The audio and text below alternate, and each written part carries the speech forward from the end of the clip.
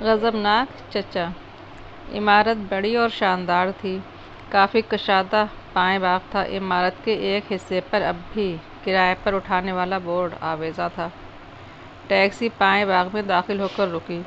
حمید اور قاسم اترے۔ ٹیکسی کی ڈگی میں ان کا سامان بھرا ہوا تھا۔ پستہ قد موٹا آدمی برآمدے میں نظر آیا۔ اس نے انہیں دیکھ کر پرجوش انداز میں ہاتھ ہلایا تھا۔ پھر وہ برآمدے سے نیچے اترنے لگا اور ایسا ہی معلوم ہوا جیسے اب گرے گا اور لڑھکتا ہوا سیدھا انہی کی طرف چلا آئے گا۔ وہ آگے بڑھے۔ سب سے پہلے اس نے قاسم کی طرف ہاتھ بڑھایا۔ اوہ، آئیے آئیے، خوش آمدید۔ میں آپ کے لیے بہت بے چین تھا، اس نے قاسم سے کہا۔ رات بھر آپ کو خواب میں دیکھتا رہا۔ ہی ہی ہی ہی، ہاں بالکل یہی حال میرا بھی تھا، جی ہاں۔ آپ کی تعریف؟ موٹا حمید کی طرف دیکھنے لگا۔ یہ حمید بھائی ہیں؟ جی ہاں، صرف حمید بھائی ہیں۔ مجھے ساجد حمید کہتے ہیں، حمید جلدی سے بولا۔ ہم دونوں گہرے دوست ہیں۔ بڑی خوشی ہوئی آپ سے مل کر۔ اس نے حمید سے ہاتھ ملاتے وقت دانت نکال دیے اور پھر مڑ کر غالباً مزدوروں کو آوازیں دینے لگا۔ چلیے آپ لوگ تشریف لے چلیے، سامان اترتا رہے گا۔ پہلے ادھر آئیے، کچھ دیر میرے ساتھ بھی بیٹھیے، مجھے تعلیم یافتہ آدمیوں سے مل کر بڑی خوشی ہوتی ہے۔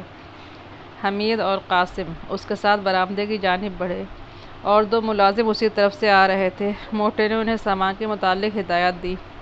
اوہ، ٹیکسی کا کرایہ تو ادا کیا ہی نہیں، حمید چونک کر بولا۔ پرواہ نہ کیجیے، ادا کر دیا جائے گا، موٹے نے کہا۔ لیکن حمید پھر پلٹ کر ٹیکسی کی طرف آیا اور کرایہ ادا کر کے ملازم کو ڈگی سے سامان نکالتے دیکھتا رہا۔ پھر وہ دونوں بھی وہیں واپس آ گئے۔ موٹا قاسم سے کہہ رہا تھا، میں نے اکثر اپنے لیے جو خواب دیکھے ہیں، آپ ان پر بالکل پورے اترتے ہیں۔ میں آپ میں مکمل ترین تفضل حسین دیکھ رہا ہوں۔ عجیب مقص لائق ہوں، قاسم نے شرمیلی سی مسکراہٹ کے ساتھ کہا۔ مگر تفضل حسین؟ ٹی حسین، یعنی کہ تفضل حسین۔ میرا نام تفضل حسین ہے۔ کیا میں نے ابھی تک آپ کو نہیں بتایا؟ موٹے نے کہا۔ قاسم آہستہ سے کچھ بڑبڑایا تھا اور پھر موٹا حمید سے بولا۔ اوہ، بے فکر رہیے، میرے ملازمین پر اعتماد کیجیے، سامان احتیاط سے آپ کے کمروں میں پہنچا دیں گے۔ اوہ، حمید چونک کر بولا۔ ٹھیک ہے، چلیے۔ وہ برآمدے سے گزر کر ایک بڑے کمرے میں داخل ہوئے جو کافی سلیقے سے سجایا گیا تھا۔ دیواروں پر کئی درندے کی کھالیں ان کی سروں سمیت نظر آ رہی تھیں۔ حمید پہلے اسے ڈرائنگ روم سمجھا تھا، لیکن پھر اندازہ ہوا کہ وہ تو ایک اچھا خاصا اسلحہ خانہ ہے۔ قدیم و جدید قسم کے متعدد آلات حرب دیوار سے لگے ہوئے شوکیسوں میں موجود تھے۔ میں اپنا زیادہ تر وقت اسی کمرے میں گزارتا ہوں، موٹے نے کہا۔ یہ ریچھ ہے شاید، قاسم جو ریچھ کے سر کو بڑے انہماک سے دیکھ رہا تھا بولا۔ جی ہاں، میں نے اسے زندہ پکڑا تھا، موٹے نے کہا۔ تشریف رکھیے نا، آپ چائے پئیں گے یا کافی؟ شکریہ، ہم ناشتہ کر چکے ہیں، حمید نے چاروں طرف دیکھتے ہوئے کہا۔ آپ کا ذخیرہ بڑا شاندار ہے۔ ارے اب کیا ہے، بہتری چیزیں تو چوری ہو گئیں۔ مثال کے طور پر ایک اژدہا جس کا وزن 27 من تھا، وہ بھی زندہ پکڑا تھا۔ ضرور پکڑا ہوگا، قاسم سر ہلا کر بولا۔ میں بھی بہت سی چیزیں زندہ پکڑ چکا ہوں۔ مثال کے طور پر، موٹے نے سوال کیا۔ بب قاسم کچھ سوچتا ہوا ہکلایا۔ بجو بجو، بہت مشکل ہے اسے پکڑنا، تیز ہوتا ہے، آپ اس کے پیچھے کیسے دوڑے ہوں گے؟ خود ہی دوڑ کر پاس آیا تھا، بس پکڑ کر بیٹا کی گردن مروڑ دی۔ خوب، موٹے نے اسے تحسین آمیز نظروں سے دیکھتے ہوئے پوچھا۔ کتنا وزن تھا؟ 27.5 من۔ میں نے غلط نہیں کہا تھا کہ میں آپ میں مکمل ترین تفضل حسین دیکھ رہا ہوں، مگر میں نے اتنا ہلکا بجو آج تک نہیں پکڑا۔ میں نے جو پکڑا تھا اس کا وزن 28 سے بھی زیادہ تھا۔ تب میں 40 من والا پکڑنے کی کوشش کروں گا، قاسم نے اکڑ کر کہا۔ حمید موٹے کے متعلق سوچنے لگا کہ وہ انہیں گھس رہا ہے یا حقیقتاً قاسم سے بھی گیا گزرا ہے۔ دفعتاً اس نے پوچھا، فرحات صاحب کہاں ہیں؟ فرحات صاحب؟ کون فرحات صاحب؟ آپ کے بھتیجے۔ شاید آپ کو غلط فہمی ہوئی ہے، اس نام کا کوئی بھتیجا نہیں ہے، اس نے کہا اور پھر قاسم کی طرف مڑ گیا۔ یہ بلی تو بہت مشکل سے ہاتھ آئی ہوگی، حمید نے شیر کی کھال کی طرف اشارہ کر کے کہا۔ بلی؟ ارے نہیں صاحب، یہ شیر ہے۔ لا حول ولا قوت، یہی شعر ہے؟ جی ہاں، اس نے حمید کو گھورتے ہوئے کہا۔ میں بلی کا انلارجمنٹ سمجھا تھا۔ اس نے حمید کو عجیب نظروں سے دیکھ کر کہا، ایک بات میں آپ سے پوچھنا چاہتا ہوں۔ ضرور پوچھیے۔ آپ نواب برجیز قدر کے بھانجے تو نہیں ہیں؟ اتفاق سے وہ خود ہی میرے بھانجے ہیں، حمید نے جواب دیا۔ تب پھر مجھے غلط یاد ہوگا۔ بہرحال انہوں نے اپنے بھانجے یا ماموں کا ایک واقعہ بتایا تھا، جو بلی کے دھوکے میں کسی شیر کو 6 ماہ تک دودھ پلاتے رہے تھے۔ انہی سے یہ حماقت سرزد ہوئی ہوگی۔ میں تو بہت عقل مند آدمی ہوں۔ جی ہاں، جی ہاں، اس نے حمید کو اس انداز میں دیکھتے ہوئے کہا جیسے خود بھی باور کرنے کی کوشش کر رہا ہو کہ حقیقتاً وہ بہت عقل مند آدمی ہے۔ پھر یک بیک چونک کر بولا، میں بے حد خوش نصیب ہوں کہ اس طرح آپ لوگوں سے ملاقات ہو گئی۔ آپ کو دنیا کی بڑی بڑی اسکیموں سے بھی دلچسپی ہے یا نہیں؟ میں آپ کا مطلب نہیں سمجھا۔ مطلب یہ کہ چاند کا سفر یا خلائی اسٹیشن کا قیام؟ ارے واہ، ارے واہ، قاسم جلدی سے بول پڑا۔ جی ہاں، میری خالہ جان ایک اسٹیشن بنوا رہی ہیں۔ خالہ جان؟ موٹے نے حیرت سے پلکیں جھپکائیں۔ اوہ، ارے واہ، حمید ہنس پڑا اور قاسم سے بولا، تمہاری خالہ جان جو اسٹیشن بنوا رہی ہیں؟ پھر موٹے کی طرف مڑا۔ اس کی خالہ کا بسوں کا بزنس ہے۔ مسافروں کے آسانی کے لیے انہوں نے اپنی کمپنی کے خرچے سے دارالحکومت میں کئی مسافر خانے بنوائے ہیں۔ اچھا اچھا، بڑا نیک کام ہے۔ نیک کام ضرور کرنے چاہیے۔ ہاں، تو میں یہ کہہ رہا تھا کہ ہمیں ان بڑی اسکیموں میں ضرور دلچسپی لینی چاہیے۔ کیا خیال ہے آپ کا؟ وہی جو آپ کا ہے۔ ونڈرفل، یہاں بھی ہم خیالی موجود ہے، اس نے حمید کی طرف ہاتھ بڑھاتے ہوئے کہا۔ حمید نے بھی تون کرہن ہاتھ بڑھایا۔ شاید موٹا بات بات پر ہاتھ ملانے کا عادی تھا۔ حمید کو ایسے آدمیوں سے بڑی چڑ تھی جو لغو سے لغو بات کہہ کر بھی اس طرح ہاتھ بڑھاتے ہیں جیسے بڑا تیر مارا ہو۔ اب آپ بھی ہاتھ پر ہاتھ نہ ماریے تو مغرور اور بد اخلاق کہلائیے۔ ویسے موٹا ابھی تک اس کی سمجھ میں نہیں آ سکا تھا۔ یک بیک عمارت کے کسی گوشے سے گانے کی سی آواز آئی، غالباً کوئی خوشگلو آواز میں لہک لہک کر اشعار پڑھ رہا تھا۔ موٹے نے کان کھڑے کیے، دف سنتا رہا اور پھر اس کے چہرے پر غصے کے آثار نظر آئے۔ ذرا ٹھہریے گا، وہ اٹھتا ہوا غصیلی آواز میں بولا اور تھل تھلاتا ہوا باہر چلا گیا۔ پکا جھوٹا ہے سالہ، قاسم نے آہستہ سے کہا۔ 27 من کا اژدہا پکڑا تھا بیٹا نے۔ حمید کچھ نہ بولا اور قاسم نے ہنسی روکتے ہوئے کہا، کیا یاد کرے گا، میں نے 27.5 من کا بجو پکڑا تھا۔ بجو دیکھا ہے کبھی؟ دیکھ کر نہیں پکڑا تھا، قاسم نے شریر سی مسکراہٹ کے ساتھ کہا۔ بلی سے بھی چھوٹا ہوتا ہے؟ ابے تو پھر میں نے پہاڑی بجو پکڑا ہوگا۔ وہ سالہ کیوں ہانک رہا تھا، میں نے بھی ہانک دی۔ دفعتاً برآمدے سے کسی کے چنگھاڑنے کی آواز آئی۔ میں کہہ چکا ہوں کہ میری چھت کے نیچے شاعری وائری نہیں ہوگی۔ تم کتنے بے حیا ہو۔ آپ سنیے بھی تو صحیح، کسی نے مری مری سی آواز میں کہا۔ نہیں سنوں گا، ابھی چلے جاؤ، فوراً چلے جاؤ۔ سنیے تو، میں نے شاعری ترک کر دی ہے، دوسری آواز۔ تو کیا یہ ابھی میرا فاتحہ پڑھا جا رہا تھا؟ آنٹی نے فرمائش کی تھی۔ اب آنٹا کہتا ہے کہ بکواس بند کرو اور بالکل چلے جاؤ۔ کیا کر رہے ہیں آپ؟ ایک تیز قسم کی نسوانی آواز آئی۔ دخل مت دو، ہائے، تم ابھی تک گئے نہیں؟ جا رہا ہوں۔ اس بار دوسری آواز بھی غصیلی تھی۔ پھر قدموں کی آواز سنائی دی۔ حمید تیزی سے دروازے پر آیا۔ اوہ، تو یہ حضرت ہیں، وہ آہستہ سے بڑبڑایا۔ فرحاد برآمدے کے زینوں سے نیچے اتر رہا تھا۔ نیچے اتر کر وہ ایک بار پھر مڑا، لیکن ساتھ ہی للکار سنائی دی، ہائے، پھر دوڑتے ہوئے چلے جاؤ، بس دفع ہی ہو جاؤ اس وقت ورنہ۔ فرحاد تیزی سے پھاٹک کی طرف چلا گیا۔ آپ حد سے بڑھ جاتے ہیں، نسوانی آواز۔ حمید اس کی شکل نہ دیکھ سکا، وہ شاید کسی دروازے میں تھی۔ موٹا اب بھی برآمدے کے وسط میں کھڑا فرحاد کو گھورے جا رہا تھا۔ جب وہ پھاٹک سے گزر گیا تو موٹے نے غرا کر کہا، بیہودہ کہیں کا، مجھے چڑھاتا ہے۔ میں نے فرمائش کی تھی، نسوانی آواز۔ تو پھر آپ بھی چڑھاتی ہیں، موٹا دہاڑا۔ نسوانی آواز اس بار بھی سنائی دی تھی، لیکن الفاظ سمجھ میں نہیں آ سکے تھے۔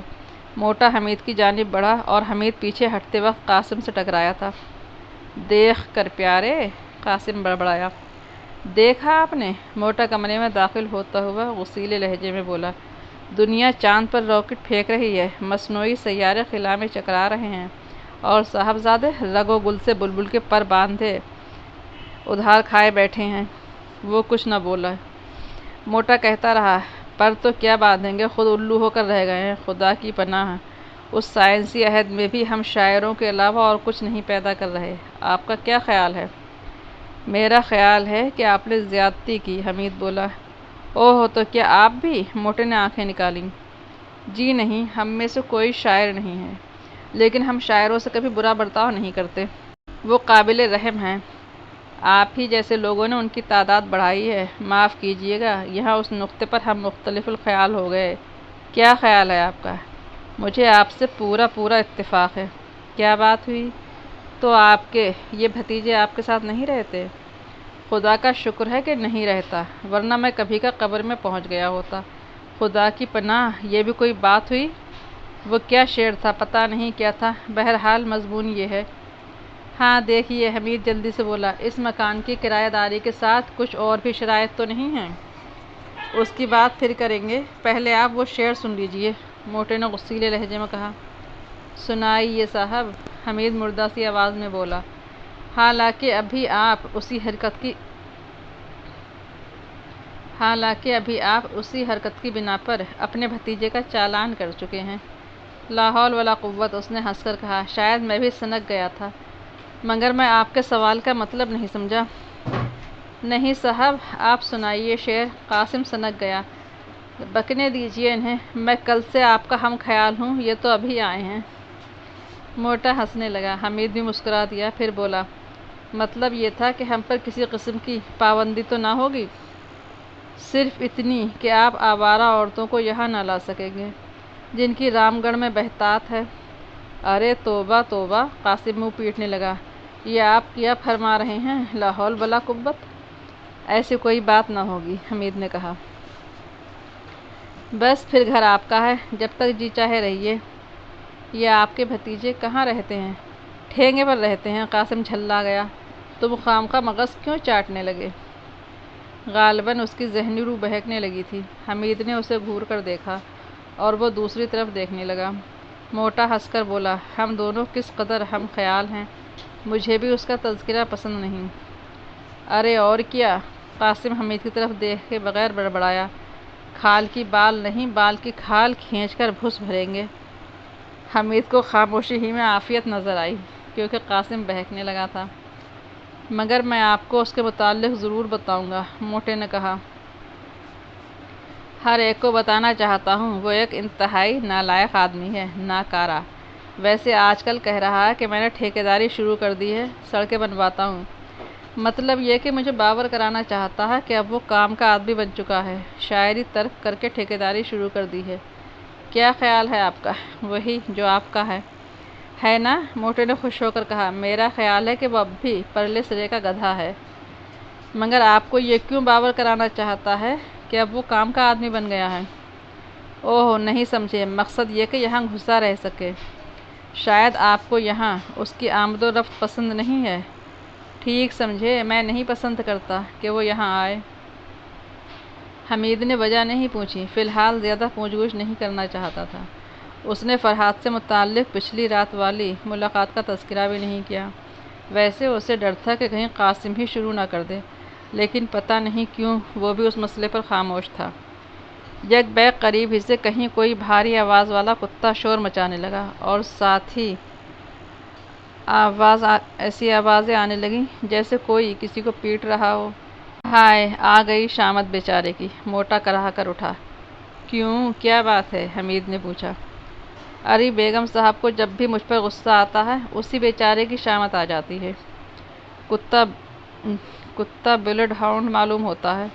کمال ہے، موٹے نے حیرت سے کہا۔ آپ کو کیسے معلوم ہوا؟ میں کتوں کی آوازوں سے ان کی نسل کا اندازہ کر لیتا ہوں۔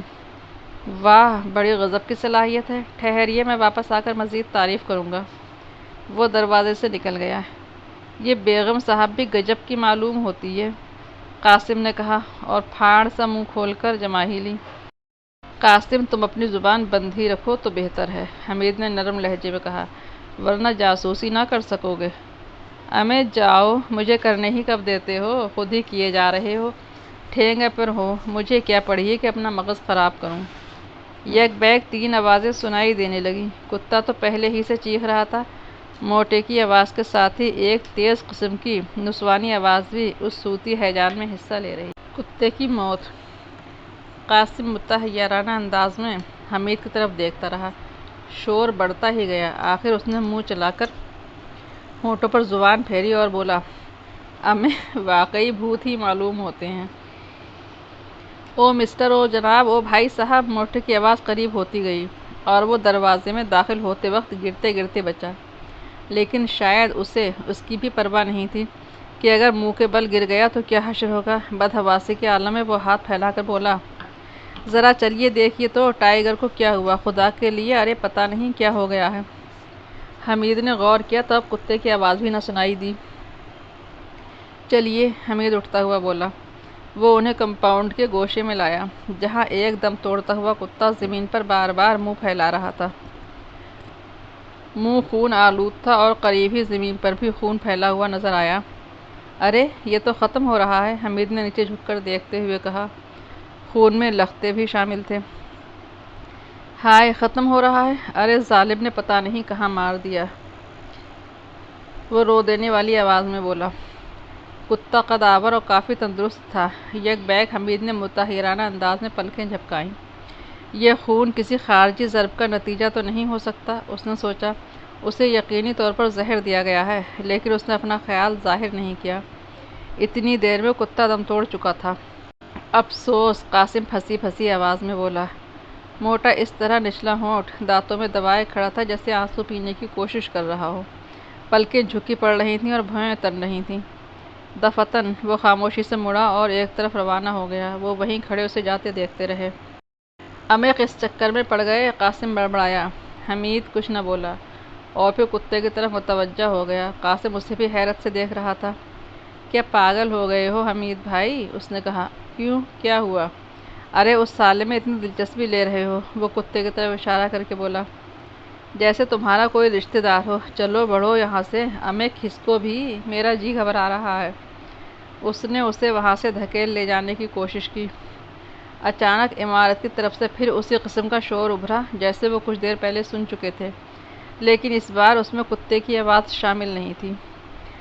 امیں میں تو یہاں نہیں رہوں گا، ٹھینگے پر ہے سالہ مکان وکان، گھر پر اپنی بیگم صاحب کو دیکھ دیکھ کر جلو اور باہر دوسرے کی بیگم صاحب، مقدر ہی خراب ہے میرا۔ ارے اللہ میاں، مجھے اٹھا لیتے۔ کیوں بکواس کر رہے ہو، حمید نے کہا، تم جاسوس ہو۔ امیں تو یہاں کون سی جاسوسی دھری ہوئی ہے، قاسم آنکھیں نکال کر بولا۔ آہستہ بولو، یہاں جاسوسی کے لیے خاصا مواد موجود ہے۔ مواد کیا، خون بھی موجود ہے، پھوڑا پھنسی سبھی کچھ موجود ہو جائے گا۔ میں کہتا ہوں پاگل ہو جاؤ گے تم، جہاں کچھ نہ ہو وہاں بھی جاسوسی کھودنے بیٹھ جاتے ہو۔ یہ تو سوچو وہ عورت کتنی تگڑی ہوگی جس نے اس جوغادری کتے کو اس طرح مار ڈالا۔ تگڑی، قاسم ہونٹوں پر زبان پھیر کر بولا۔ ہاں یار، تگڑی تو ضرور ہوگی، امیں کہیں وہی نہ ہو۔ کون؟ کل 2 تھیں، ایک بالکل باریک مہین اور میاؤں میاؤں کرنے والی، دوسری لمبی تڑنگی کڑکدار آواز والی۔ اب پتہ نہیں ان میں سے کون تھی بیگم۔ دونوں بوڑھی تھیں، حمید نے پوچھا۔ امیں جاؤ، بوڑھی ہوتی تو تم آتے یہاں، اب اتنا الو نہ سمجھو مجھے۔ میں پوچھ رہا ہوں تم سے، ایسی فضول بات مت پوچھو۔ شور اب بھی سنائی دے رہا تھا۔ حمید نے عمارت کی طرف قدم بڑھائے۔ ٹھیک اسی وقت ایک عورت اندر سے نکلی، برآمدے کی سیڑھیوں تک دوڑتی چلی آئی۔ بالکل ایسا ہی معلوم ہو رہا تھا جیسے کسی نے اسے دوڑایا ہو، لیکن اس کے پیچھے اور کوئی نظر نہ آیا۔ شور اب بھی جاری تھا۔ حمید نے تیزی سے قدم بڑھائے۔ وہ سیڑھیوں ہی پر ٹھٹک گئی تھی۔ قریب پہنچ کر حمید کے ذہن کو جھٹکا سا لگا۔ یہ ایک دبلی پتلی اور بے حد حسین لڑکی تھی۔ عمر 18-19 سال سے زیادہ نہ رہی ہوگی۔ خوابناک سی بڑی بڑی آنکھیں تھیں، غالباً خوف ہی کی وجہ سے کسی قدر دہشت زدہ نظر آ رہی تھی۔ میں نیا کرایہ دار ہوں محترمہ، حمید احتراماً جھکا۔ اوہ، وہ چونک پڑی۔ کچھ کیجیے، خدا کے لیے کچھ کیجیے۔ فرمائیے ڈیڈی، آئیے۔ وہ مستانہ انداز میں دروازے کی طرف مڑی۔ حمید نے جیسے ہی دروازے میں قدم رکھا آوازیں صاف سنائی دینے لگیں۔ غالباً وہ موٹا چیخ رہا تھا، مار ڈالو، مجھے بھی مار ڈالو، مار ڈالو۔ نسوانی آواز کے متعلق اندازہ کرنا اب بھی مشکل تھا کہ وہ کیا کہہ رہی ہے، مگر وہ منظر بڑا مسخرہ خیز تھا۔ موٹا زمین پر لوٹے لگاتا ہوا چیخ رہا تھا اور ایک لہیم شہیم عورت قریب ہی کھڑی چنگھار رہی تھی۔ حمید کو دیکھ کر وہ یک بیک خاموش ہو گئی، لیکن موٹا اسی طرح لوٹے لگاتا ہوا چیختا رہا۔ ایسا معلوم ہو رہا تھا جیسے کسی قسم کا دورہ پڑ گیا ہو۔ اس کی آنکھیں بھی بند تھیں۔ آپ نے اندر آنے کی جرأت کیسے کی؟ وہ یک بیک دہاڑی۔ میں خود سے نہیں آیا محترمہ، حمید نے لڑکی کی طرف دیکھ کر کہا، آپ لائی ہیں؟ موٹے نے خاموش ہو کر آنکھیں کھول دیں اور چپ پڑا پلکیں جھپکاتا رہا۔ تم لائی ہو؟ عورت لڑکی کو قہر آلود نظروں سے دیکھتی ہوئی گررائی۔ ہاں میں لائی ہوں، لڑکی بھی حلق پھاڑ کر چلائی۔ ارے شامت آئی ہے چھپکلی، اپنا لہجہ ٹھیک کر۔ عورت پھر گررائی۔ آج تم مجھے بھی مار ڈالو، لڑکی اسی انداز میں چیخی۔ پھر ایسا معلوم ہونے لگا جیسے عورت کو بھی سکتہ ہو گیا ہو۔ وہ چند لمحے خاموش کھڑی رہی اور پھر تیزی سے ایک دروازے میں مڑ گئی۔ اٹھائیے خدا کے لیے ڈیڈی کو اٹھائیے، لڑکی گڑ گڑائی۔ شاید میں ناکام رہوں۔ حمید نے ٹھنڈی سانس لی۔ ٹھہریے، میں اپنے ساتھی کو بھی بلا لوں۔ وہ باہر آیا۔ قاسم کمپاؤنڈ کے وسط میں کھڑا صدر دروازے کی طرف ایک ٹک دیکھے جا رہا تھا۔ حمید نے اشارے سے اسے بلایا، لیکن اس نے اپنی جگہ سے جنبش بھی نہ کی۔ آخر اسے خود ہی اس کے پاس پہنچنا پڑا۔ قاسم یک بیک آنکھیں نکال کر بولا، ہاں ہاں گھس جاؤ، کرو اندر جا کر جاسوسی، سالے میں پہلے ہی جانتا تھا۔ ارے اب تمہیں کیا ہو گیا؟ میں تمہیں بلانے آیا ہوں۔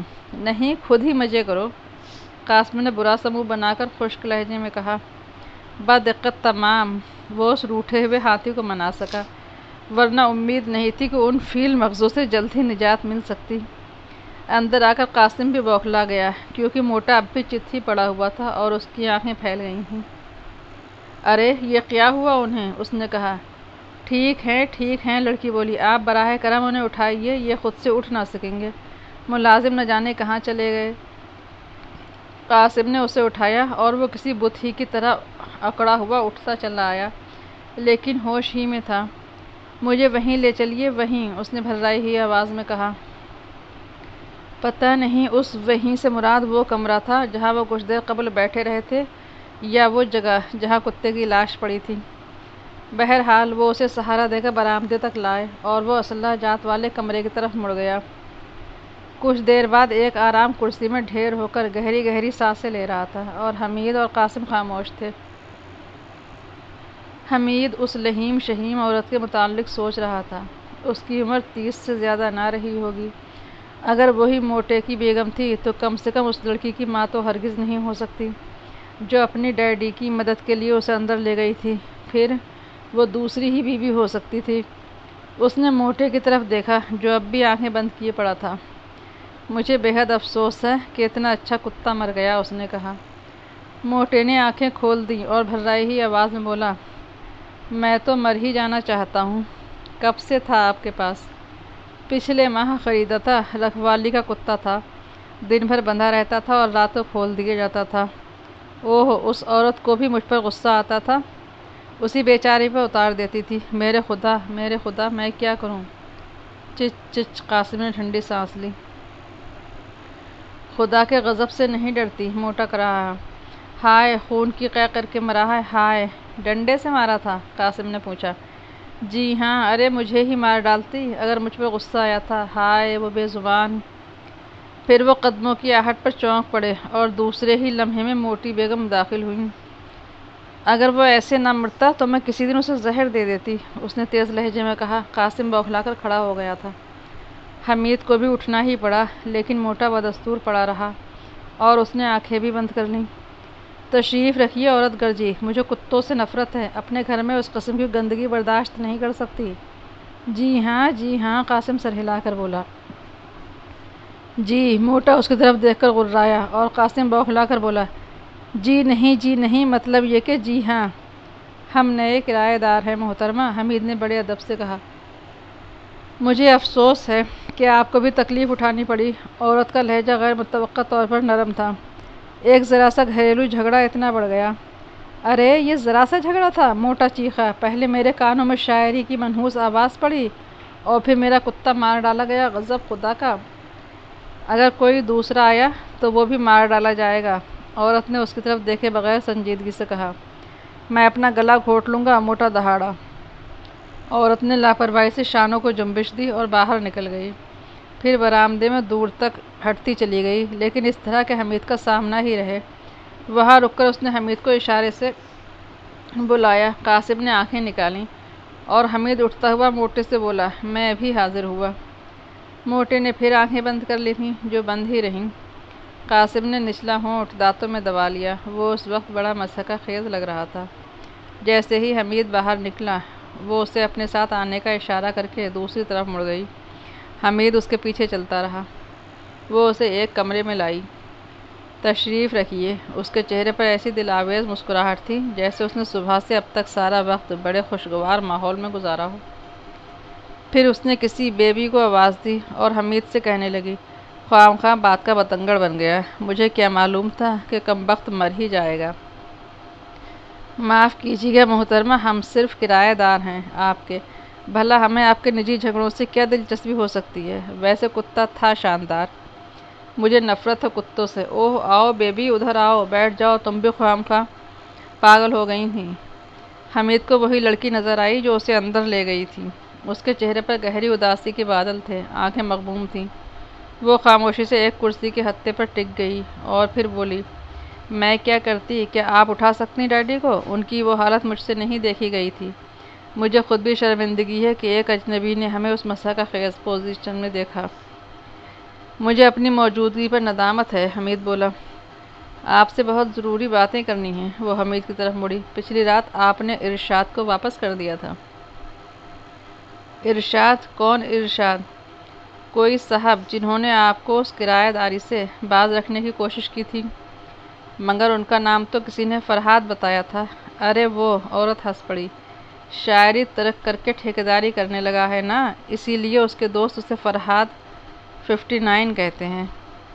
तो आप भी यही कहना चाहती हैं कि हम यहाँ इसलिए ना रहें कि वो मकान का वो हिस्सा आसेव ज़दा है? जी हाँ, अगर आपको कोई नुकसान पहुँचा तो हम भी दुश्वारियों में पड़ सकते हैं। मगर तफज़्ज़ुल साहब ने हमें ऐसी कोई बात नहीं बताई थी। क्या आप उन्हें अब भी नहीं समझ सके? खुदा की पनाह, क्या आप ये कहना चाहती हैं कि वो ज़हनी फतूर में मुब्तला हैं? उस हद तक तो नहीं कहा जा सकता, लेकिन वो झक्की ज़रूर हैं। हालांकि एक बार एक किराएदार मुसीबतों का शिकार हो चुका है, उसके बावजूद उसे वाहिमा करार देते हैं। हमीद थोड़ी देर तक कुछ सोचता रहा, फिर बोला, अगर उन्हें मालूम हो जाए कि आपने मुझे उस मकान के मुताल्लिक कुछ बताया है तो एक बार फिर घर की फ़िज़ा ख़राब हो सकती है। औरत मुस्कुराई। हमीद ने लड़की की तरफ देखा, लेकिन वो उस मसले से कतई बेताल्लुक़ नज़र आ रही थी। ऐसा मालूम होता था जैसे किसी दूसरी सोच में हो। आंखें अब भी मगमूम थीं। देखिए, हमीद बोला, मुझे भूतों से बड़ी दिलचस्पी है। उनकी बेहतरी कहानियाँ सुनी हैं, लेकिन ज़ाती तौर पर आज तक कोई तजर्बा नहीं हुआ। उससे पहले भी अक्सर ऐसी इमारतों में रह चुका हूँ जो आसिफ ज़दा मशहूर थीं, लेकिन समझ में नहीं आता कि आखिर मुझे कभी कोई भूत क्यों ना दिखाई दिया। मैंने आपको आगाह कर दिया, मानना ना मानना आपके इख्तियार में है। भूतों का मौजू मेरे लिए इतना दिलचस्प नहीं है कि मैं उस पर बहस कर सकूं। हमीद कुछ न बोला। वो चाहता था कि अब जल्द से जल्द इमारत के उस हिस्से में पहुंच जाए जहां उन्हें क़याम करना था। ये दूसरे हज़रत अक़ल से बिल्कुल ही खाली मालूम होते हैं। औरत ने कहा, क्यों? कल उनके कोट के कॉलर पर भी अवामी ज़च्चा खाना का बैच नज़र आया था। ये है क्या भला? एक खैराती इदारा। भला आप ही बताइए। तफज़्ज़ुल साहब उसके लिए चंदा इकट्ठा करते फिर रहे थे। उसी से अंदाज़ा लगा लीजिए कि वो कितने झक्की हैं। मुझे तो सोच कर ही शर्म आ रही है। उसने खामोश होकर लड़की की जानिब देखा, मगर वो दूसरी तरफ देख रही थी। फिर दफ़तन चौंक कर बोली, कदीर मामू। वो दरवाजे से बाहर देख रही थी। कदीर हैं? औरत ने उठते हुए कहा, अच्छी बात है जनाब। जो कुछ मुझे कहना था कह चुकी, अब आप जानें। उस जुमले का मतलब यही हो सकता था कि अब वहाँ हमीद की मौजूदगी ज़रूरी नहीं है। वो उठकर दरवाजे की तरफ बढ़ा। सामने ही एक आदमी बरामदे की सीढ़ियाँ तय करके ऊपर आ रहा था। چوڑے شانوں اور بھاری جبڑوں والا یہ آدمی پہلی ہی نظر میں حمید کو کچھ اچھا نہ لگا۔ اس نے اس پر ایک اچٹتی سی نظر ڈالی تھی اور پھر شاید تفضل کی بیگم ہی کو مخاطب کیا تھا۔ حمید ان کی طرف دھیان دیے بغیر آگے بڑھ گیا۔ ابھی وہ اسلحے والے کمرے تک نہیں پہنچا تھا کہ کمپاؤنڈ سے دوڑتے ہوئے قدموں کی آوازیں آئیں اور اسے رک جانا پڑا۔ وہی ملازمین دوڑتے ہوئے ادھر آ رہے تھے جنہوں نے ان کا سامان ٹیکسی سے اتارا تھا۔ بھوت! ان میں سے ایک حلق پھاڑ کر دہاڑا اور لڑکھڑا کر ڈھیر ہو گیا۔ دوسرا بھی جو اس کے پیچھے تھا پوری قوت سے دوڑ رہا تھا۔ اس غیر متوقع رکاوٹ کی بنا پر اپنا توازن برقرار نہ رکھ سکا۔ وہ اس پر گرا تھا۔ پہلا ملازم اب اس انداز میں خاموش ہو گیا تھا جیسے گھگی بن گئی ہو۔